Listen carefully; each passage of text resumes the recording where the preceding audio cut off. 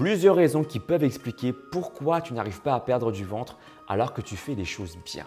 Tu fais attention à ton alimentation, tu fais du sport, mais aucun résultat. Ok, j'ai plusieurs raisons à te partager aujourd'hui qui peuvent expliquer cette situation. La première situation, le premier cas, la première raison, peut-être que tu ne manges pas si équilibré que ça. Et ça, c'est quelque chose qui est assez récurrent finalement chez beaucoup de personnes, chez beaucoup de Saiyajins, qui m'ont fait confiance, qui ont pris mon programme alimentaire et qui se sont rendus compte que durant leur cheminement, qu'à l'époque, avant de prendre mon programme, ils mangeaient peut-être trop déjà. Ils se rendent compte au fur et à mesure parce que ça peut aller très très vite en fait. Aujourd'hui, on est dans une société de consommation et si on ne connaît pas la base, qu'on ne connaît pas la science autour de l'alimentation, on peut très vite tomber dans le piège de manger des aliments très caloriques et qui ne t'apportent aucune calorie pleine. D'accord? C'est très facile de tomber dans ce piège-là. Donc déjà, s'assurer qu'effectivement, tu manges pas trop en termes de calories déjà. Ça, c'est la première chose. Deuxièmement, s'assurer que tu manges suffisamment. C'est ça qui est compliqué. Si tu manges trop, tu grossis. Si tu manges trop peu, eh bien, tu n'apportes pas suffisamment d'énergie non plus à ton corps. Et ça, c'est très difficile de définir quels sont tes véritables besoins si tu n'as pas un minimum de connaissances autour de l'alimentation. D'accord ? Troisième raison qui peut aussi expliquer pourquoi tu n'arrives pas à perdre du ventre, peut-être que tu n'apportes pas suffisamment de micronutriments, de vitamines, de minéraux, des oligo-éléments qui se trouvent dans les calories pleines, comme dans les amandes par exemple, ou comme dans les super aliments. Pourquoi? Eh bien, si tu n'as pas assez de micronutriments, que tu peux trouver aussi dans les fruits et légumes par exemple, eh bien ton corps il est incapable d'utiliser les protéines, les glucides et les lipides.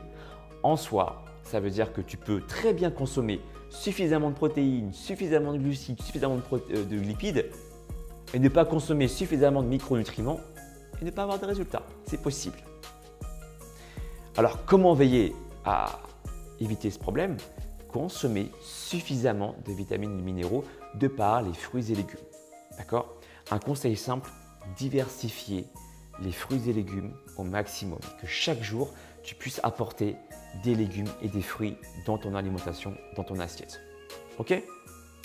Aussi, d'autres raisons qui peuvent expliquer pourquoi tu n'as pas de résultats, eh bien, ça peut être aussi parce que finalement, tu n'optimises pas ce qu'on appelle ton système parasympathique. Alors, je vais t'expliquer ce terme barbare. Ton corps, ok, il y a deux groupes de nerfs distincts qui vont le contrôler. Le groupe de nerfs qu'on appelle le système sympathique, qui vont agir sur différents organes de ton corps, et un deuxième groupe distinct qui va aussi agir sur des organes de ton corps pour le faire reposer. Il y en a un qui va l'activer et l'autre qui va le reposer. D'accord? Par exemple, le matin, quand tu te lèves, tu vas activer plutôt le groupe de nerfs numéro 1, qu'on appelle le système sympathique.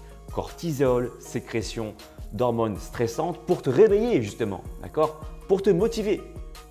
Et si tu n'optimises pas l'autre système, l'autre groupe de nerfs qu'on appelle le système parasympathique, si lui n'est pas optimisé, tu ne pourras pas avoir des résultats probants. Pourquoi? C'est au repos que ton muscle se construit. C'est au repos que ton corps va se réparer, va se nourrir. D'accord? Dans ce système-là, déjà, il y a le système digestif qui est mis en avant, qui est mis en marche. Donc, si ce système ne fonctionne pas, tu absorbes mal les aliments que tu avales déjà. Problématique quand même de bien manger, mais que ces aliments ne sont pas bien absorbés. Donc, c'est peanuts presque. Aussi, ce système parasympathique va agir sur des organes comme les glandes surrénales. Ce sont des glandes qui se situent au-dessus des reins et ça va normalement, si ce système fonctionne bien, inhiber la sécrétion d'hormones stressantes comme la sécrétion d'adrénaline. C'est bien de sécréter de l'adrénaline, mais que pendant un temps précis. Si tu es stressé en permanence, eh bien, tu sécrètes trop de cortisol, l'hormone du stress. Qu'est-ce qui se passe en conséquence? Une sécrétion trop importante de cortisol va faire baisser ton taux de testostérone. Et tu le sais, La testostérone, c'est essentiel pour la masse musculaire, mais aussi faire perdre la masse graisseuse. Donc, si ton système parasympathique n'est pas fonctionnel, tu peux sécréter trop de cortisol et ainsi faire chuter ton taux de testostérone. Ce qui fera de toi une personne pas forcément très musclée, qui fera de la rétention d'eau et en plus qui aura un problème de stockage de graisse. Tu vois le rapport indirect? Donc, comment faire pour y arriver? Eh bien, la solution, c'est dès que tu as la possibilité de le faire, en dehors de l'entraînement et en dehors de la nourriture, eh bien, baigne-toi dans un environnement positif. Ça commence par toi, penser à des choses positives. Un exemple tout bête, regarder des séquences drôles. Moi, par exemple, j'aime bien regarder des séquences de Greg le stagiaire, Greg Guillotin, d'accord?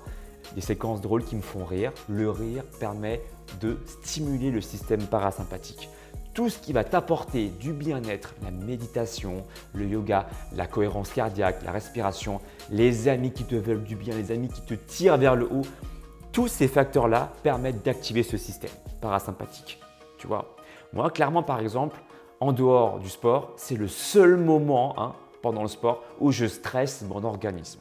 En dehors de ça, mon métier, je l'adore, c'est ma passion. Faire des vidéos, j'adore. Créer de nouvelles choses, voilà, avec de nouveaux exercices, j'adore, ça me fait kiffer. Ça active mon système parasympathique. Les douches froides, ça active aussi mon système parasympathique. Le sauna, ça active aussi mon système parasympathique. Je souris tout le temps, j'ai fait des blagues tout le temps, ça active mon système parasympathique. Tu comprends? C'est pour ça que j'arrive à avoir des abdos aussi très saillants en dehors du fait que je fasse attention et que je soigne mon alimentation et que je m'entraîne correctement. Donc voilà ce que je voulais te dire. Ok, sache que l'entraînement, ça dure pour moi que 40 minutes dans la journée.